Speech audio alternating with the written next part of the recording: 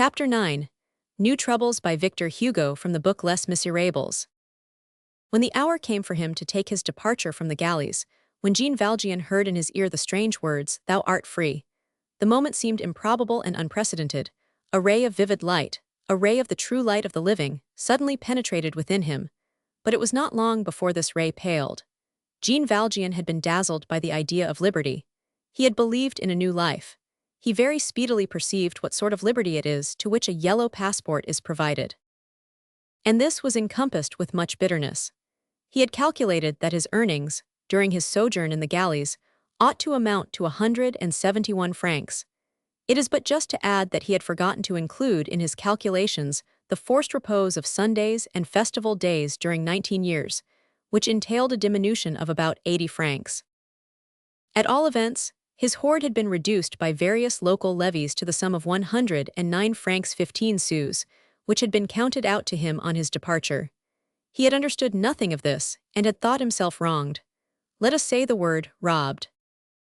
On the day following his liberation, he saw, at Grasse, in front of an orange flower distillery, some men engaged in unloading bales. He offered his services. Business was pressing, they were accepted. He set to work. He was intelligent, robust, adroit, he did his best, the master seemed pleased. While he was at work, a gendarme passed, observed him, and demanded his papers. It was necessary to show him the yellow passport. That done, Jean Valjean resumed his labor. A little while before he had questioned one of the workmen as to the amount which they earned each day at this occupation. He had been told 30 sous. When evening arrived, as he was forced to set out again on the following day, he presented himself to the owner of the distillery and requested to be paid. The owner did not utter a word, but handed him 15 sous. He objected. He was told, "That is enough for thee." He persisted. The master looked him straight between the eyes and said to him, "Beware of the prison." There again, he considered that he had been robbed. Society, the state, by diminishing his hoard, had robbed him wholesale. Now it was the individual who was robbing him at retail.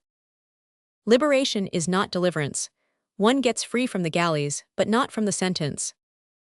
That is what happened to him at Grasse. We have seen in what manner he was received at 500.